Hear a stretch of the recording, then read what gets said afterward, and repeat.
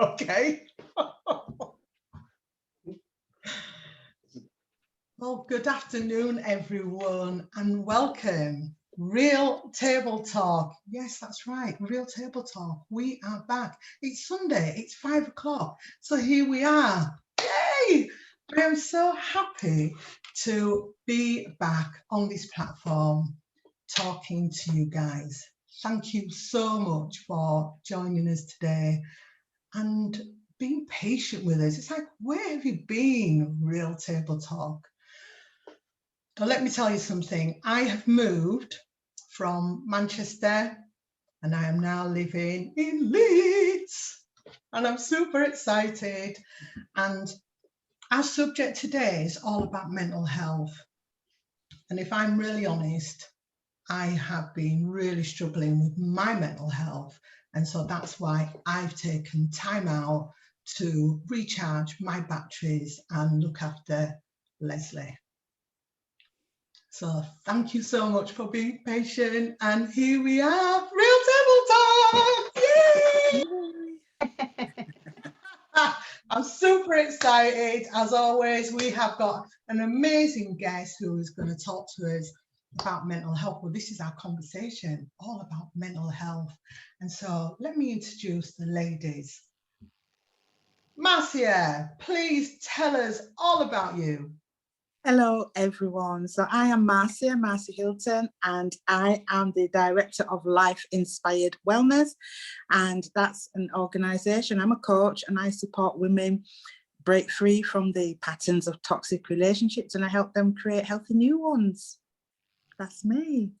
Hey, thank you. And Marcy, can I ask, what have you been doing while we've been off air? What have you been up to? Well, actually, I've been doing quite a few things. One of them is actually related to the subject matter today. I am also was a full-time carer for somebody with mental health issues, although that's not necessarily the case now, but I do support. So there have been a few issues that I've had to kind of work with. So that'll be something that I'd like to maybe touch on a little bit later as well. Also, I have been doing some work on programs for company in Edinburgh. So I'm hoping to get that up and running relatively soon. Yeah. Oh, wow. Excellent. Yeah. Well, thank you, Marcia. And Karen, please introduce yourself. Hi, everyone. I'm Karen Cruz, and I'm the director of Flourish Minds, which is a life coaching company for young people. So we work with young people to help them with issues around their self-esteem, confidence. Interestingly, mental health plays a big part in that. So I'm really interested in hearing what Delroy has to say. So yeah, it's been busy times for us for all the wrong reasons, unfortunately, but at least we're here to help the young people. Yeah. And Karen, the same question to you. While we've been off for, what was it, about 3-4 weeks? What have you been up to? I've been carrying a new hairstyle there. Shaving my head. So I shaved my head to support my friend who's going through chemotherapy at the moment, and we're now raising some funds for Teenage Cancer Trust. And we've been continuing with getting more bids into the company. So the next bid we're, fingers crossed, going to get will actually help us to employ our first member of staff. So we're looking at employing a PA who will take the day-to-day stuff from me so that I can kind of step up to a more strategic level in the company and we really start to grow. So yeah, exciting times. Woo, it is. It's really exciting. Well done. And our special guest, Dr. Delroy Hall. And Delroy, should we call you Dr. Delroy Hall or can we call you Delroy? Delroy's good. Delroy, first of all, thank you so much for coming on this platform because I really appreciate it. And just to let the audience know, I actually wrote an article. I interviewed Delroy a couple of weeks ago and I wrote an article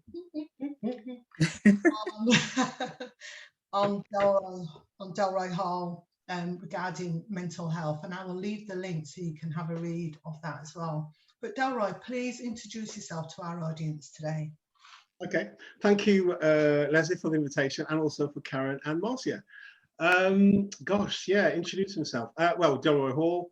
Parents are from the Windrush generation from Jamaica. We're having a kind of chat around where our folks kind of came from, certainly from Jamaica anyway.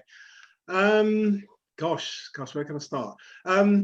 Yeah, so I'm a trained counsellor, have been for 30 years, also a trainer, and I have lectured. But also I think one of the things that Heather Nelson from Black Health Initiative, when I used to do training for them, I just used to do the subject and just kind of crack on with it. So she said, well, people don't know who you are. So one of the things that I say to folks that, people look at you and they see the letters behind your name and all that type of thing. But I like to tell people the story that I was kind of average at school. School never really scratched where I was itching, because I didn't really know where I was itching. Yeah. And I remember taking 5 GCSEs, GCs as they were called in those days. And I remember it was a Friday and I was in Leicester at the time. And I remember ringing my mum. I said, oh, have my results come out? She said, yes. So she could open the envelope, and English, you, maths, you, physics, you, technical drawing, you, and general studies, you. Yeah, right, what is that, these U's?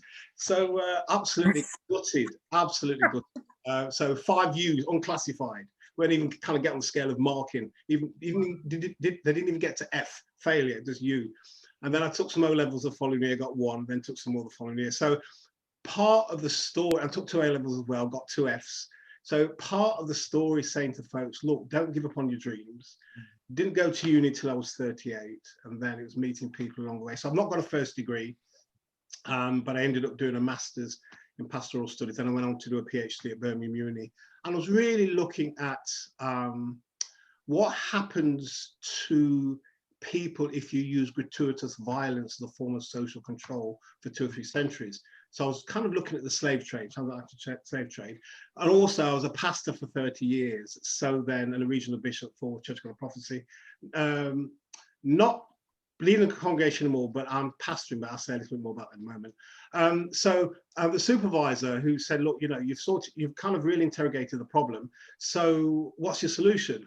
If you know anything about the Black majority church, if you ain't coming out of the Bible, we're not interested. So as a counsellor, I work with secular modules anyway, but I thought if I wanted people to read it, how would I engage with the people? So I remembered it took me quite a while to look at a model in terms of healing and so forth. And I remembered a sermon that I did about 3 months before.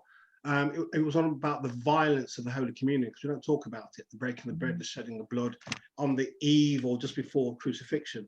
So that was it really, the whole thing around violence and using the Holy Communion. So people of faith, or certainly Christian faith, arguing that through taking the communion that you can be healed over kind of a period of time, as well as kind of psychological input and so forth.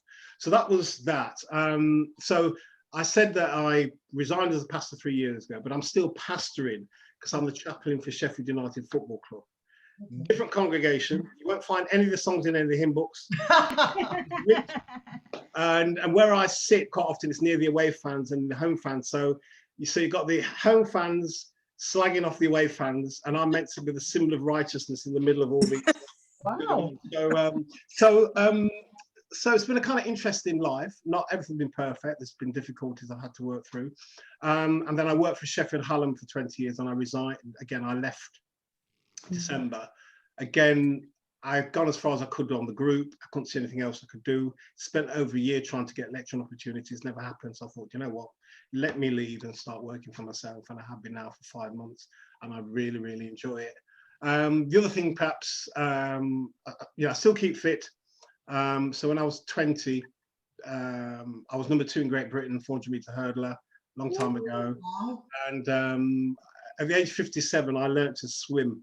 Wow. Because I started doing the triathlon. So, this whole thing about black men can't swim, not true.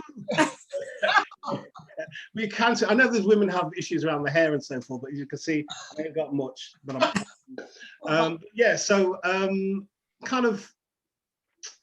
that's me in a very, very tiny nutshell. And I've got my first book coming out later on this year. Hey, Yeah. hey, well done. It's essays and chapters and articles that I've written over the years, and somebody just put them together in a kind of really good series. So the title of the book at the minute is called A Redemption Song, that's Bob Marley, Yeah. and Illuminations on Black British Pastoral Theology and Culture. So Interesting. that's what Yeah. very interested in. No, not interested. I'm concerned about race in Britain. What is it like to be black and living in the British context? And for me, it's not an interest, it's a major concern, because I'm a man and so forth. It is definitely, with all what's going on at the moment in the world. Of course. Yeah, absolutely. Yeah, so I've got, in fact, what I will say, I'll just say this now, I've got a bit of an issue with inclusion, because you can be included but not be a part of. So a guy called John Swinton, who's a pastoral theologian in Aberdeen, Aberdeen University, has made a comment about inclusion is very political and shallow, but we should really think about belonging. Yeah. Because I know people, marginalised people, have been co-opted onto committees and boards in the last year since George Floyd, still feeling very, very alienated, still feeling on the edge, but belonging means that you really have to make people fit in to what. So that's me. So I agree. That's a good point. Thank you so much, Delroy, for sharing all that. I'm looking forward to reading your book. Yeah, so you're going to have to keep in touch and let us know when that comes out. That's brilliant. Thank you. So Delroy, let me tell you what happened. So Karen, if we've got any comments, anybody out there saying, hi, Real Table Talk, you're back. Karen is going to be reading out any questions, what the audience have for us. So if there's any questions, we will give you the questions, and you can answer them. So Karen, have we got any audience members? I know the sun's shining. It's been awful weather, beautiful sunshine. Get yourself out there. Go and enjoy it. Catch us on the replay. Don't encourage them to leave. We have a few people that are watching. They might be outside watching, and that's fine. So people are saying hello, so that's really, really good. There's so many questions I'd love to ask you, Delroy, and what you're saying really connects with a lot of the things that we talk to young people about, particularly that thing about leaving school without any qualifications, but still doing absolutely well in life. And Marcy and Leslie know, and the audience know, that that's kind of my story too. Left school with nothing and still achieved. And there's so much pressure on children now to achieve, to get fantastic grades, even through lockdown. And a lot of the children we're working with do struggle with that pressure from teachers and from parents to, be good academically when you don't need to be there, do you? Never start with academics when we work with children, ever, never, ever. We talk about what makes you happy, what you love in life, what you're good at. So that's really interesting. I might pick up on that a bit later on. But that's fine. Well, no, I think you should answer that question now. You've asked it. Thank you. Well, so when I worked at the university as a student counsellor, it was really interesting because I was quite alarmed at the responses. So we had a counsellors meeting. So I didn't normally talk in them, but I brought a client for kind of group supervision. So I said to the group, one of the questions I asked students, do you want to be at university? And they were horrified that I'd asked that question.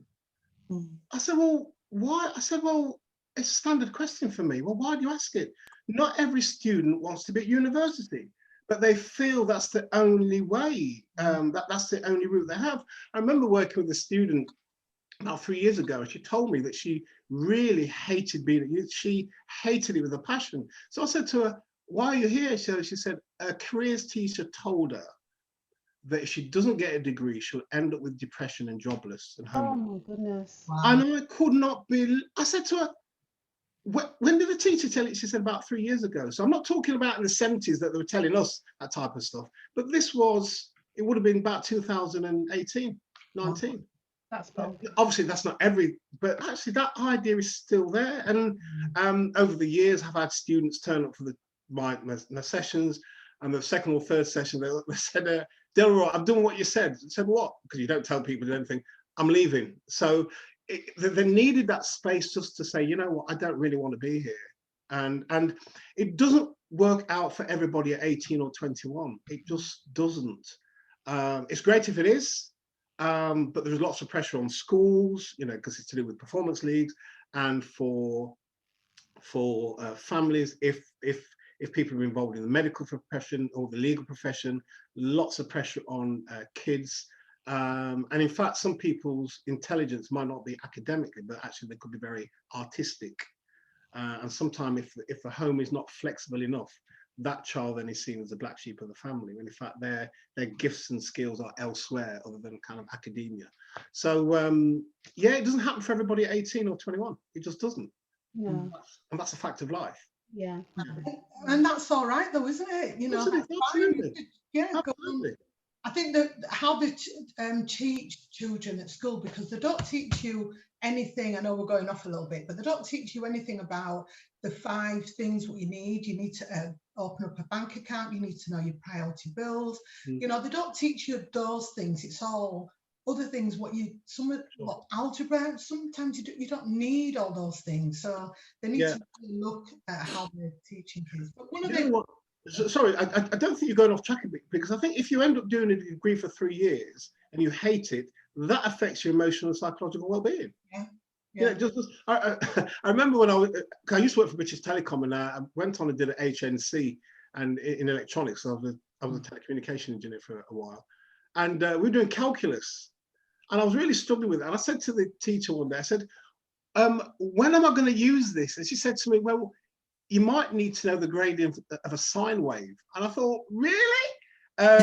So a sine wave, for those of you who don't know electronics, it's this kind of pulsing, you know, you don't see it, but it's the way that information is sent down a line. So the sine wave looks like that. Yeah. So she said, you might want to find the gradient of the sine wave. And I thought, no, 4 years old, I've never had to find one. Now, if you're in that profession, fine.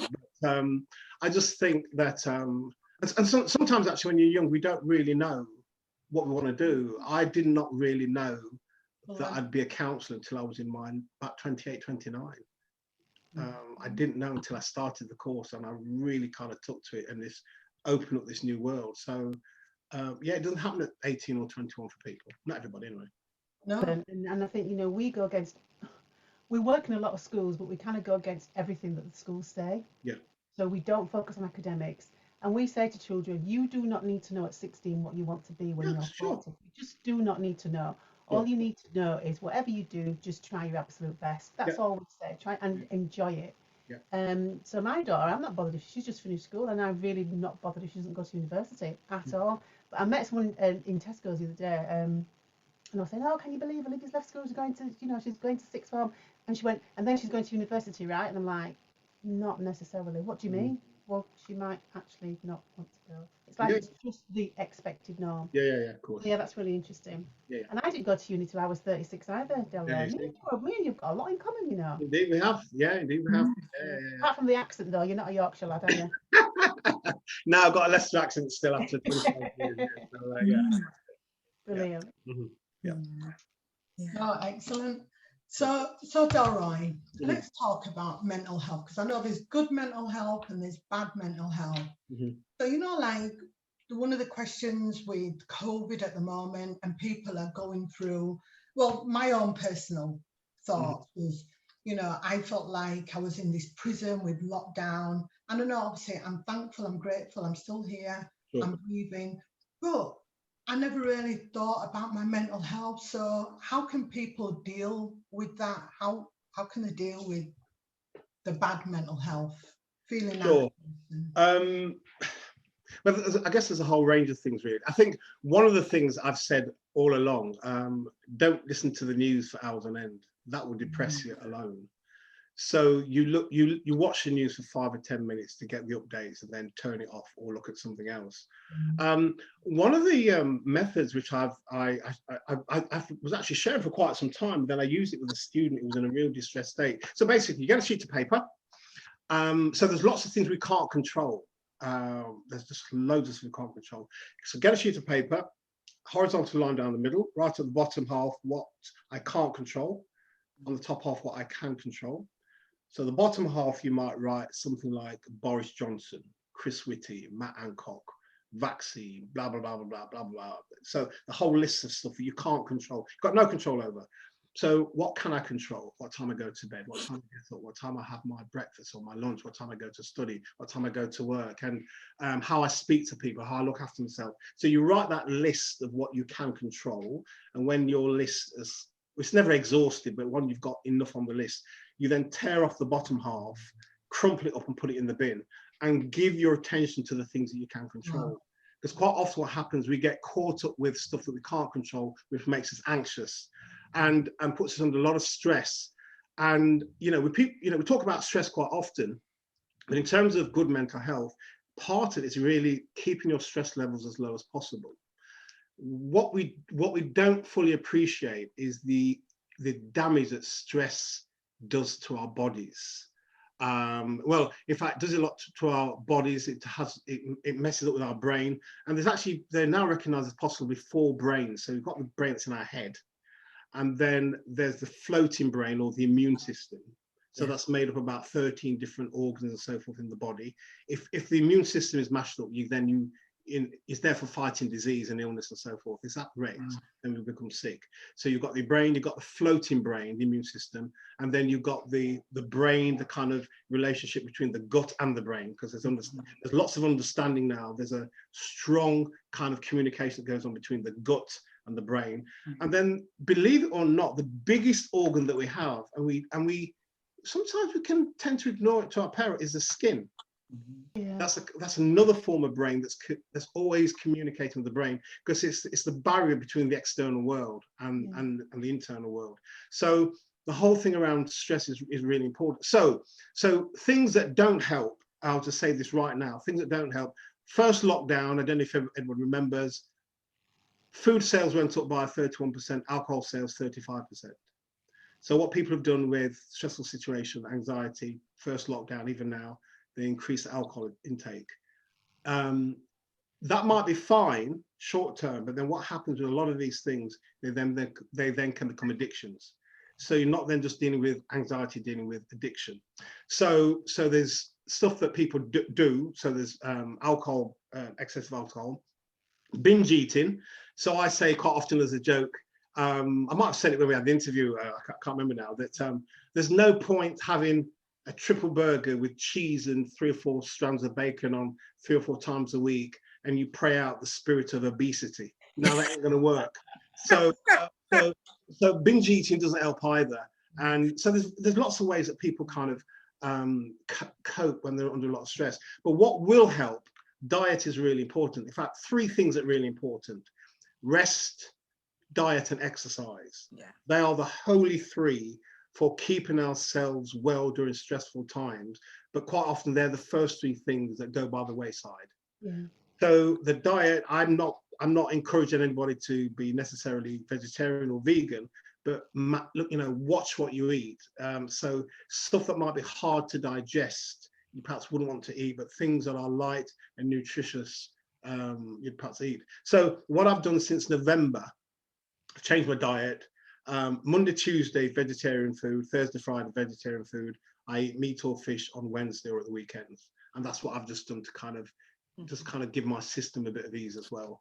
Yeah. So exercise, and green exercise is better, meaning exercise outside as opposed to being in the gym. And if people are not into running and cycling and stuff, walking is a very, very good exercise. But also gardening is as well.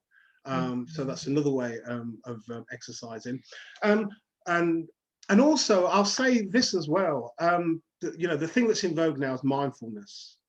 The whole thing around stillness, being still, meditating, silence, quietness is really important for our well-being.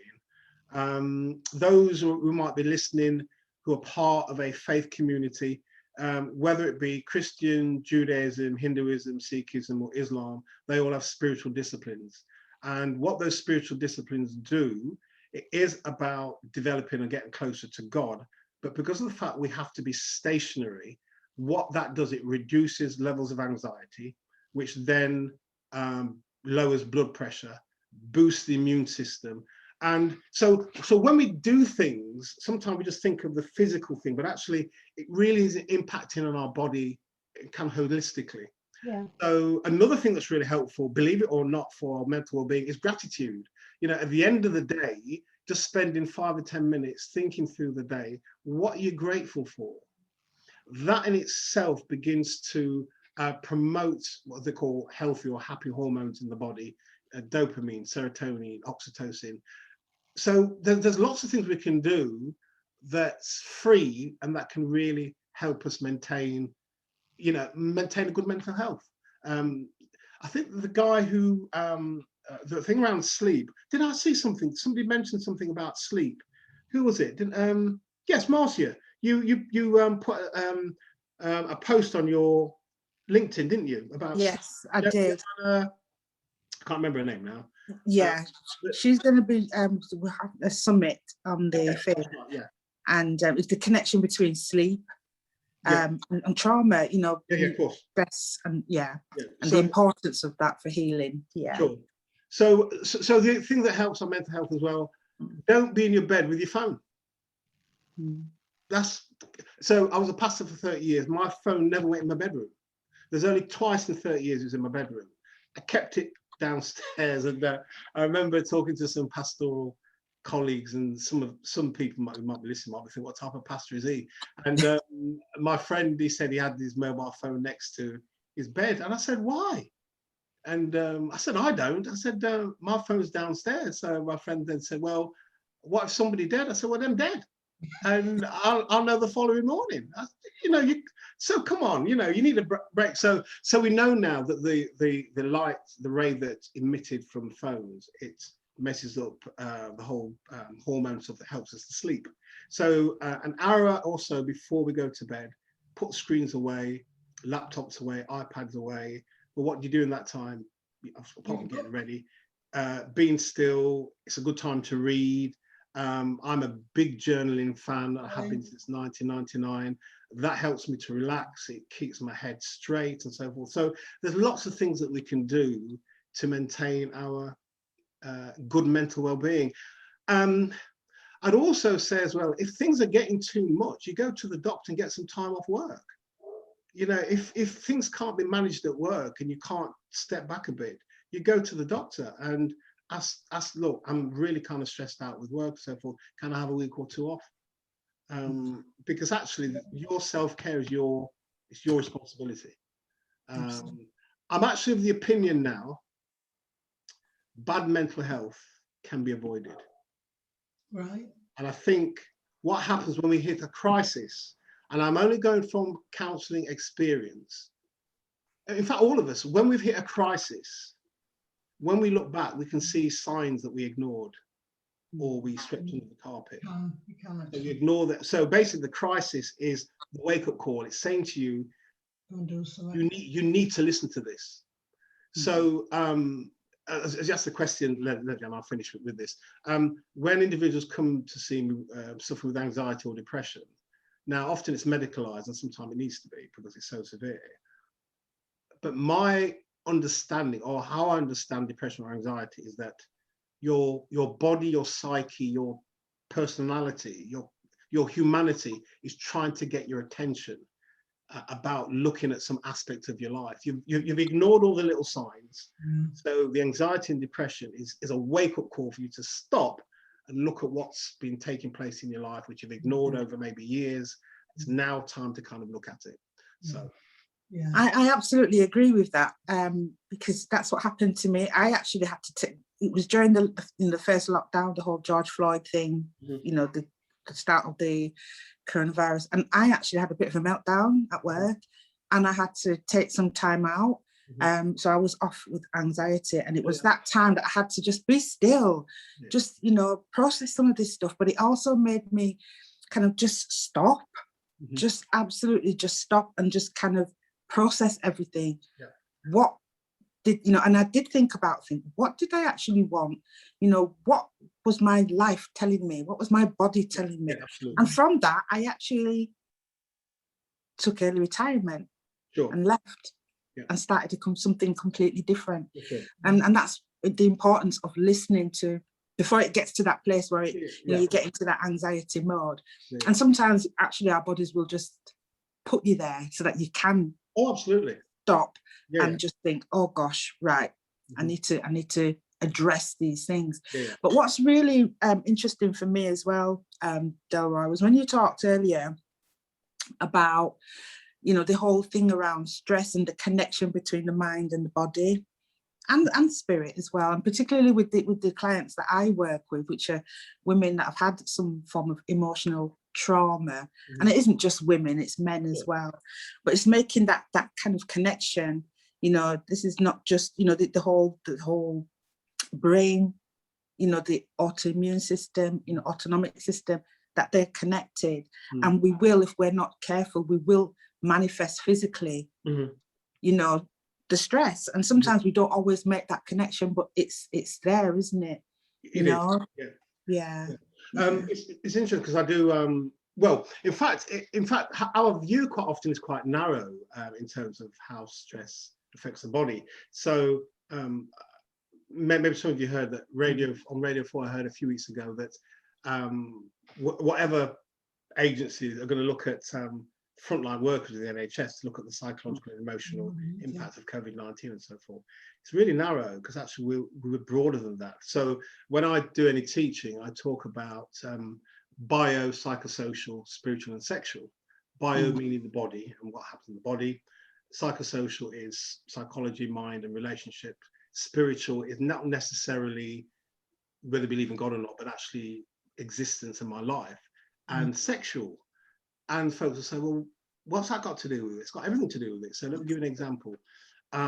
It's an example I use all the time and people can relate to it. We have various ways of dealing with stress. So for some people, male or female, when they get stressed out, they withdraw. And for some people, male or female, if you're in a relationship, you don't withdraw, but you want intimacy and sexual contact to deal with stress. Neither are wrong, but you can imagine if you're in a relationship whereby one withdraws, but the other person needs that intimacy and sexual contact to deal with stress. If that needs are not being met, then that leads to pornography addiction and illicit relationships and all the rest of it. So the whole stress thing really impacts on our whole humanity, really important. Just to say a little bit more about the stress and the impact on the body, there's a quote by Freud, and I love the quote. Unexpressed emotions never die. They are buried alive and will come forth later in uglier ways. Yeah. So what that means basically is that emotions, pleasant as well as unpleasant, are seeking healthy expression, always. But what happens if we don't talk about stuff, we don't express them, either through our gender or culture, or because we're taught to man up, all that type of stuff. What happens? Emotions hide. They find places to hide in our body. So they hide behind our rib cage. They locate itself in our stomach, in our liver, in our spleen, in joints and so forth. And I remember I was doing some work with the NHS and had somebody years ago, they called chiropodists, now they're called podiatrists. So yeah, I remember when I said, well, they're called chiropodists in my day. She said, well, you know, where have you been for the last 20 odd years?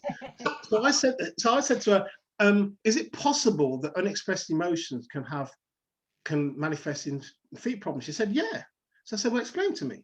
She says, so the emotions are not expressed, and then people then start getting back pain, which then leads to hip pain. So they start walking in a way to overcompensate, which then has problems with their knees, then has problems with their ankles, and then it then's manifested in their feet. But actually, there's nothing wrong with the feet. It's been part of their history of keeping the emotions locked in the body, and the emotions are fighting desperately to be expressed. But by the time it gets to the feet, quite often, the body's in a state of kind of disrepair. So there's a lot of work that needs to be done. So that'll be kind of psychosomatic illnesses.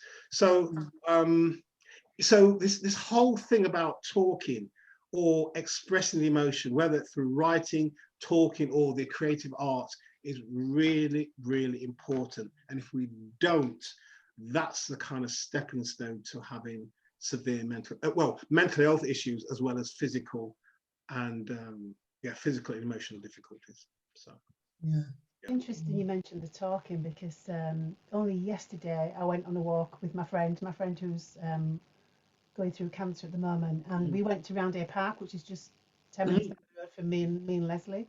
Yeah. And we go there regularly, and we were just walking through the park, and then we saw a tree with loads of flowers around it. We're like, someone had an accident in the park, and it sounds like a young man he'd hung himself in the park. Right. Just this month. Right. We stopped and we looked, because there's lots of messages and stuff, and it was interesting because on a lot of the messages people said, why didn't you tell us? Right. Or why didn't we see? Why didn't you talk to us? Sure. Why didn't you come and tell me that this is how you're feeling? You know, and it was like, geez, that is so. And it is that thing, isn't it, that we're keeping it inside and not letting it out till it gets to. And we were saying, to get to that place where your only way out is to hang yourself. Yeah, of course. Like, wow. It's heartbreaking. It's heartbreaking. But why do we not talk about it more? Why do people stay quiet? Well, I guess it's going back to the whole thing around culture, gender, and all that type of thing. But interestingly, because one of the things that I do a Facebook Live on Tuesday evenings, and I've just finished a series of suicide. One of the reasons why people don't talk is that unbearable pain distorts our thinking. Yeah. So let me give you an example. People will often say, when they really get into that state, family won't miss me, they can do without me anyway. That's really the pain talking. But if people can be brought down from that, they actually realize that's actually not true. But the pain is so intense that they can't think rationally. So another example might be, how many of us have had severe toothache, how it affects our whole being. We can't concentrate properly. So if you can imagine pain that's worse than that, and there don't seem to be any escape, either somebody's in debt or they've received, they've heard they've got a terminal illness and so forth. So unbearable pain distorts our thinking. And that's where the issue is really. And if we can stay with individuals long enough to kind of get them to come down from that level of intense pain, they then can start to think differently, and they will realize, actually, if I did go, there would be a major impact on the family. My kids would miss me. My partner would miss me. So, but obviously getting to that state is, again, it's not overnight. It's usually through a period of time. And again, when they perhaps could have reached out to people, they haven't, or they have done, and people have not listened. So, for example, if you suspect that somebody might be thinking of taking their own life, you don't say to them, "You're not thinking of doing anything silly, are you?" You say to them, "Are you thinking of taking your own life?" And if they say yes, you then ask, "How are you going to do it? When you're going to do it?" So then at those points, then you kind of need to make sure that you're in contact with services and so forth. But what you do, certainly when I work with the clients, that's the first session. One of the standard questions for me is, are you struggling with suicidal thoughts? Some will say, well, I did, but that was kind of a few years ago. Or they might say, yes, I am. When was the last time you struggled with suicidal thoughts? 2 weeks ago. Okay, second question, how were you planning to do it? So they might tell you when we were going to do it. So what it does, it puts a difficult subject on the table so you can talk about it. So then they can say, oh, right, okay, I can talk about this to this person then. Now, I don't know what's going to happen in the future, but for 30 years, I've never had a student or anybody take their own life. So there's a myth. If you talk about it, people do it. No, they don't. If you talk about it, it normalizes it for people. It's interesting to say that. Sorry, Marcia, because at the schools that we're in, some of the children are very, very quite depressed. And I remember talking to one of the teachers and said, one of the two students has mentioned about taking their life, and she said, have you asked them if they've got a plan? I'm like, whoa, would I really ask? Because that for me is like, no. And now we know that's the thing to ask. Yeah, that's right. Have you got a plan? Have you planned it? What do you intend to do? And that's when we then take it further. I think it's really it's essential actually that we all know how to be able to spot that. you know, I did train as a mental health first aider, so those are the things that you would talk about, you know, the algorithm. I think because I have a son that started off being depressed, and that, you know, it was a serious mental health illness that he had, and even now when I talk about it, it's quite emotive for me. And I remember him being quite depressed, not really flat, listless. Nothing had any meaning for him. Nothing was interesting for him. And I remember him saying to me, "I'm just tired. I'm tired."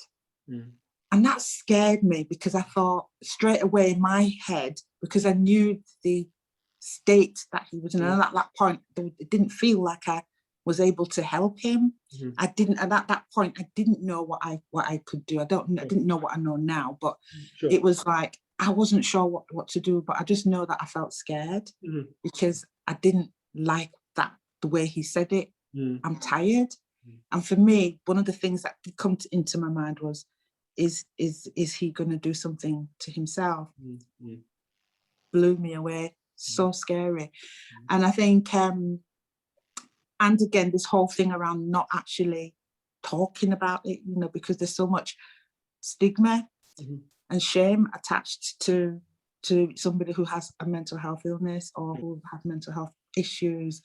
And yeah, and even for, I mean, like now I'm talking like, you know, 15, 16 years ago. I mean, it's so much better now. That's not so much the issue so much now, but that was a very frightening thing for me, because I had a family member actually that did take my life, you know. And so for me, you know, there was this thing that could be a reality for me. What do I do? That could be a reality. You know, I could lose my child. What can I do? And also trying to sort of engage with the mental health. I'm going to sort of take it to the mental health services as well. And actually trying to get the support that you need. It's very, very difficult, isn't it? Because sometimes you haven't really got anything to hang it on, you know, other than, you know, it might be a bit depressed. That's how it appears. So it'll be things like, oh, make sure, you know, those things that we talked about, making sure they eat healthy, got a healthy diet, get exercise, you know, get sleep. But how do you get them to even eat and exercise in the first place if they're that flat, you know? And so those are the things that I had to, you know, nobody could help me with that, you know. How am I going to get him out of his room to go and take the exercise, to eat, you know, all of those things that would actually benefit his mental health. And then you've got the other extreme where nothing much is going on until there's a massive crisis, and you need to be in the hospital. So you've got this whole chasm then in the middle where it just seems like it's just bubbling along and nothing much is happening. I think it's a difficult one, because sometimes, well, you know, I recall thinking years ago that suicide was a form of mental illness, and I remember talking to a social work friend of mine, and she said, well, maybe, but do you not think that maybe people in search of peace? And I thought about it, and I think she's right. And X amount of years on, when people come to see me, they never talk about peace, but that's what they want. You know, when people come to you, they're troubled and they really want peace. So I think one of the things, of course, is that there is a place for people to be hospitalized. Even though we have question marks about it, but there's a place whereby it has to be taken out of your hands. And I think what I would say to individuals, that if you have friends who are like that, it's really about being kitted out, knowing what to do if they're getting to that state. And also, one of the things as well, if people are like that, you don't leave them on their own. You know, and so if they're in a room, you remove sharp objects and stuff that they might use to harm themselves. And I remember a student, when she came to see me, she'd been sexually assaulted by a man and a woman, and she came to see me. And one of the things that led her was that she wanted to take her own life. She went to the kitchen, and her friend sensed that something wasn't right and followed her into the kitchen. And she said my friend found me with a kitchen knife in my hand, and I would have used it. So what a friend did, she contacted the mental health service and took her down to the mental health services. So she didn't leave her, and just give the phone number. So I think sometimes it's actually you have to be proactive by bringing them and not kind of leaving them. But it really is difficult. But also there's some whereby you can sit and have dinner with them, but they've made their mind up and they're going to do it. So I think you don't sense anything. You know, they might be going through a difficult patch, but then you don't sense anything. You think everything's okay. They're out the other side, and then the next thing you hear, you know, they've taken their own life. So the whole, as I said, and you know, some people may say, well, you know, Delroy, you kind of been a bit optimistic in terms of, you know, mental illness can be avoided. Actually, well, let me go back a bit. I suspect if you've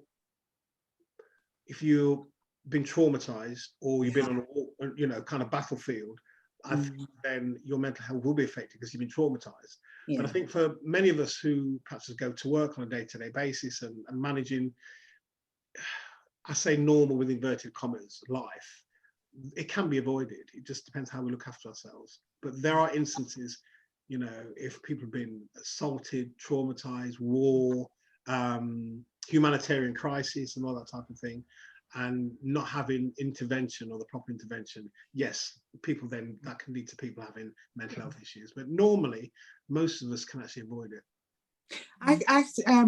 A good way that I look at it, it's been explained to me, is like with trauma, you've got your big T traumas and your little T traumas. So you've got your big things like your war, you know, something major that's happened, and you know, it's obvious and everybody can see a great trauma. And then you've got your little T trauma. So there'll be things like, you know, like for the, particularly with the women that I work with, you've got things like being made you feel bad, somebody makes you feel bad, or you know, insult you, or you know, put, you know, your self-esteem is low. You might, you know, your boss might be awful at work. So it's all these little drip of little traumas that happen on a daily basis that you actually just get used to, and you just think that's normal. But what it's doing is it's building up all of this toxic stress to the point where you end up traumatized in the same way as if you had a big T trauma, and it's the same. It might be different in expression outwardly, but it's the same impact. And I think, you know, the work that you're doing here is really important for that type of thing, where individuals can come and talk and be very open, because that in itself can be quite cathartic. And then it's not just talking alone, but actually some people may struggle with that, but also, you know, are there creative ways that people can use and develop to help them express some of the difficulties that they're experiencing? But also, you know, going back to, you know, the earlier stuff about mindfulness and so forth, really important just to manage our kind of well-being. And if push comes to shove, I've said this to individuals, if after you've done all that, it might mean you have to leave the company, because the culture is so toxic that actually it's not going to change anytime soon. You've been banging on about it for quite some time. The manager is not really listening to you. HR is not really listening to you. And you realize if you continue in this way, you know, I'm going to end up really unwell here. So you know what? Before I get to that, let me make a decision about my own life. So yeah. So you know, yeah. Sometimes you have to be as drastic as that, and I think that's what led me to kind of resigning as a pastor, because I became physically unwell and my body started to break down noticeably. And I just thought, you know what, because I've never known a black pastor to resign, because it's seen as dereliction of duty and all that type of stuff. And I just had to work through that. And I thought, you know what, nobody's asking me about my well-being, but my body was physically breaking down, and I needed to do something about it. So Karen, have we got any questions from anybody in our audience today? Well, Maggie's just said, as a foster carer, mostly teens, I'm faced with dealing with looking for signs regularly. Threats of ending it is hard to listen to, but at least they're talking about it and not holding it in. She does say, though, which we're finding as well, that getting the support is very difficult. Really all I'll say, and this is no disrespect to CAMS, because that's the kind of go-to. I was involved in some training last year, I think it was, and one of the team leaders said that 70% of children that need intervention don't get it at the time they need it. Absolutely. And you know, they're so busy and so forth. So there are like kind of lots of national lines, helplines. But you know what? I think it's going to come to a place whereby the services are so stretched. Little groups, self-help groups, are going to have to do things for themselves. Yeah. So what that might mean then, you might not be a professional, but you read upon stuff. There's lots of stuff that we can read that can help us. And again, I would say, I think Marcia has mentioned it, you know, I'd advocate to anybody, because it's something I've done some time ago, I want to do a little bit more. Mental health first aid, do the course. If you're part of a community group, contact them nationally, get the trainers to come in. At least you've got some of the skills to know what to do when people are either having anxiety attack or panic attack or on the edge of being depressed and so forth. At least you know what to do. I think it's better to have the, you know, it's better to have the knowledge, but also if it's something you want to develop, you develop self-help groups, self-support groups. I just think, you see, at one time, if you wanted therapy on the NHS, you waited for like 2 years. Wow. That's 2 years is too long. Yeah. Far too long. So then, you know, what can community people do? I would say, well, get mental health trainers in to do a, you know, and I don't mean a 2-hour workshop. Do a proper certificate, you know, so you have skills, so you know what to do, you know, should a crisis happens. But if possible, will be small community groups, the stuff you're doing here, stuff online that's helping people to kind of manage this difficulty till they get to a place whereby, you know, they're able to function. Sam Lee is the one that does the training, so he's part of the trainer, so that's why it's a 2-day course and got properly certified for that. So yeah, mental health first aid in the workplace. So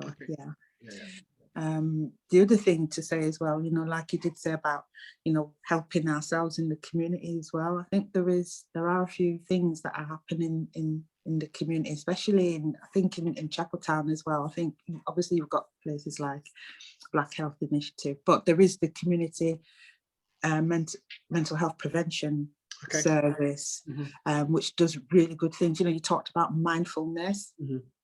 They offer a sort of listening service. They offer mindfulness. They offer complementary therapies, you know, like, as well. So there's a whole thing that's happening there, as well. So I think it's And Marcy, I think that would be really good if you could leave that link in the comments. I will do. Yeah, absolutely. Really. Yeah. We have got another comment, and it's interesting what you said, Marcy, about listening, because a lot of the children that we work with, Delroy, they don't want to go to counselling. Yeah, of course. They don't want to go to CAMS. And even if they do want to or have been put down, they're talking, at the moment, it's an 18-month waiting list. The children we're working with now, 18 months. But they like the coaching because we do something that Marcy's just talked about. We listen. We just listen. We listen without judging, and we listen without criticising, and we tell the kids that, and you know, so they're more open to. We don't, when they say something to us, we don't go, "Oh my God, you've done what?" We just listen.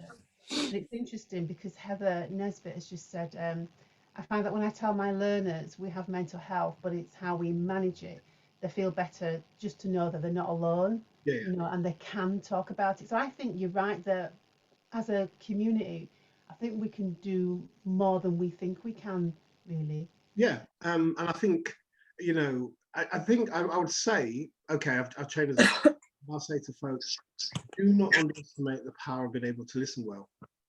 There's a group I'm doing some stuff for a charity in Leeds at the moment, basic listening skills. And, you know, don't underestimate the value of being able to listen to people. That alone is therapeutic. Yeah, absolutely. You know, counselling is not for everybody. And I think, you know, counselling is expensive and emotionally costing all the rest of it. But actually being able to listen to people is, you know, so I'd say to folks, you know, maybe either online or when we can go back to classrooms, you know, a 10-week listening skills course. That's it. Yeah. Well, if you think about it, and I say this when we coach adults as well, when's the last time you sat down with someone for an hour or more and opened up your heart, and you weren't judged, and you weren't criticised, and you weren't questioned? It was just somebody absorbing and allowing you that space to just It doesn't happen often, does it? No, not When no. it does, it's like gold. Yeah. And especially with kids, because they've always been told, "Oh, shut up, go sit down, go to the," That's and we right. just go, "Come and tell us what you want to tell us. Anything, anything's on the table. We're just here for you." Yeah. It makes a big difference. Sure. Yeah, and Heather says, Absolutely. we all have suffered with mental health. We all. Absolutely, definitely. And that's why, you know, it's really good to talk. And a lot of people have, you know, messaged me, you know, regarding this subject. And it's like, Leslie, you can't talk about mental health for an hour. And it's like, no, what we're doing is we're getting the conversation started, you know. So, you know, don't be scared to talk about your mental health, you know, because for the last 18 months, you know, we've been through so much. Yeah, indeed. The world has been through. So let's start talking. Let's find out. So there isn't no more suicides, and there isn't anybody, you know, who's suffering with depression. If we just speak and, you know, speak to our neighbours, our loved ones, our friends, and just say, how are things with you? Yeah, of course. Yeah. I just think it's so important. It's so, and don't be scared to talk, and don't be scared to smile, and don't judge. Just Sure. It's interesting, you know, as you were talking about, you mentioned about talking, my mind went back to, I was a senior counsellor in Leicester, and I don't know why it came to my mind, but I remember a nurse, she came to see me, and she was suffering with a really kind of debilitating ailment, and she said she loves her husband to bits, but she was in that much pain when she came in from work. He was sleeping on the settee. And she said she actually felt like getting a knife and running it through. They were exact words. And she knew then she had to seek help. wow. Now, had I said, you know, that would have closed down conversation. Absolutely. And that would have been the end of that. And in fact, sometimes when people come to see you, they've plucked up courage and it's taken them Absolutely. Yeah. and not just a couple of days, you know, months. Yeah. You know, putting it off. But then we were able to kind of do the work because I wasn't shocked by what she said. And going back to what I said about unbearable pain distorts how we think. Yeah. And she said, you know, she said, I love my husband to bits, but when I came in, I was in that much pain. I saw him sleep on the settee, and I said, I just felt like getting a knife. And her exact words were running it through him. And she knew then at that point that she needed help. So she kind of contacted someone. So it is about being able to listen to the story without judging, condemning, making you feel bad and feel small. Yep. Important. Definitely. Very important. Do you think it's also important to, you know, when you are listening, to actually you listen, but you're actually hearing as well? Because sometimes I'll say something, but it might mean something else. Well, yes. There's sorry, go on. No, go ahead. So yeah, there is. I can't remember the therapist now, but in any conversation, all conversation has two levels. The social level and the psychological level. The psychological level is more interesting one. Yeah. So there can be saying stuff, but then not saying stuff. Yeah.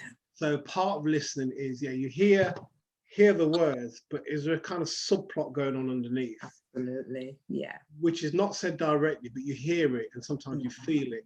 Yeah. And sometimes you have to hear it, and then you say, hang on a minute, can we rewind the last 20 seconds? And sometimes they themselves haven't heard it. Absolutely. So you hear it, and you have to rewind the video back. I said, could you repeat what you just said? You know what? And again, I just remember times it's happened. And then sometimes it's a 3 or 4 times after repeating, then they hear what they say. So yes, you are right, Marcy. There's a social stuff that we hear, the level stuff, but actually underneath there's stuff that's bubbling away all the time. And so the listening then is not just what you hear with your ears, but what you see, what you feel. So for example, with I don't know who's watching, of course, but with white people, and who I've done a lot of work with, if you've asked a question and it's uncomfortable, you'll see many of them get blotches on their skin. So you know that what you've asked has been pertinent. So what you do, you write out that question and then say, hold a second, can we just go back a moment? Because when I asked this question, what was happening to you at the time? And then that's usually followed by quick blinking, or they gulp, and you know then that's kind of a difficult thing. So listening is not just the word you hear, but it's what you see, body language, what you sense. All that goes into the kind of thing of kind of listening. Wow. Yeah, we call it active listening in coaching. And I think we spent a whole day just on listening skills and what that actually means. Yeah. You know, we see a child twitch and we go, you know, when you twitched then, what was going on? Oh, miss, what I've just told you was a lie. Okay, so let's start again. Yeah, absolutely. Absolutely. And sometimes, you know, when someone says something to you and you go, so what you've just said is, you said, I didn't say that. No, actually, you really did I? I didn't realise I said that. Yeah, you did. So let's talk about that. Yeah, it's really interesting. Yeah, it is. It is. Yeah. Well, So you know what? This has been brilliant, and I know this conversation was going to run long over an hour, but it's an hour. We've come to an hour, and I want to stay within our time. So thank you so much, and I know definitely we've definitely got to continue this conversation again and come back on the platform, because I mean, half the questions what I've got on here, you know, we haven't even touched on. Right. Okay. So yeah, you definitely need to come back and talk to us, because love to. There's some comments in here that we've not even touched on. Yeah. Well, I think it's interesting to say Heather said that she had counselling. She was offered 6 weeks of counselling through lockdown, and it actually did her the world of good to speak to somebody other side of the table. And Fiona, Lady Mac, as she calls herself, but it's Fiona. She says she's just absorbing it, and counselling was useful for her when her marriage fell apart. Just having that space to be listened to was really Lady helpful. Fee. That sounds familiar. That was Lady Fee. That's all I'll say. It's like, sorry. She's Church of God, is Fiona. Yeah, that's when you said Lady Fee, I thought, oh, I think I know who that is. Yeah, we all know Lady Fee. Yeah, Lady Fee. Yeah. Lady Fee, you've been rumbled. that's brilliant. Oh, thank you so much for your comments. Yes. We really appreciate it. Thank you so much for tuning in, and yeah, it's just been brilliant, and we definitely will have a part 2 of this conversation. Yeah, I think we have to. Yeah, we definitely could go on a lot longer than an hour. And if anybody needs any support, any advice, we will be putting some links in the comments, and Delroy will be also leaving his details in there as well. So if you have a chat or anything, then please comments.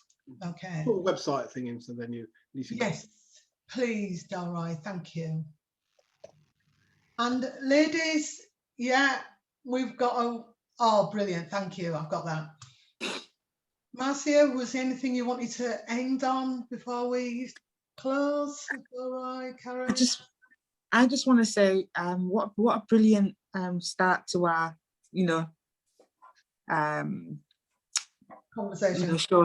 conversation today. And I just think it is such an important subject, and it is one actually that is quite dear to my heart. And I think definitely the conversation needs to happen again. And I would welcome actually a part 2 to bring you back as well, Delroy, because there is so much, and I think people need it. We all need to have this. So thank you. Thank you, Marcia. Karen? Yeah, I just echo what Marcy said. It was brilliant to talk to you, Delroy, and I think what I like is your humbleness as well. And I've not heard mental health described as the way you have in some ways. In the 5 brain thing, I thought that was really intriguing. Right. But yeah, it's been great, and it's a conversation that definitely needs to be had. And Lady Fee says, Delroy, it is me. Someone's asked, can it be next week? I don't know what you've got planned next week. I know that I do have a 6 o'clock program next week. We'll sort a day out, and we'll cool. let you know, definitely. But all right, just stay right there. Thank you so much to our audience, and we're not back next week. Actually, we are back in a couple of weeks. So I will let you know then who our brilliant guest is coming on the platform. She's amazing. She's got lots of information. yes, so we're back in a couple of weeks. Thank you so much for joining us, and we will see you in a couple of weeks. Thank you, everybody. Take care.